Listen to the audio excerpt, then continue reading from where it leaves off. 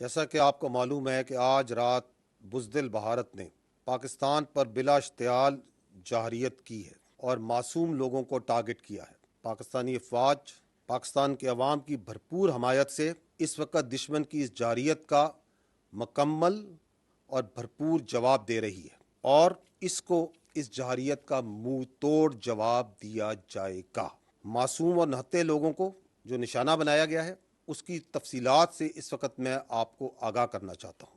Total 6 جگہ پہ پاکستان میں 24 امپیکٹس ہوئے ہیں بھارت کی طرف سے۔ یہ جو امپیکٹس ہیں مختلف طریقوں سے مختلف ویپنز کو استعمال کرتے ہوئے کیے گئے ہیں 6 مقامات پر۔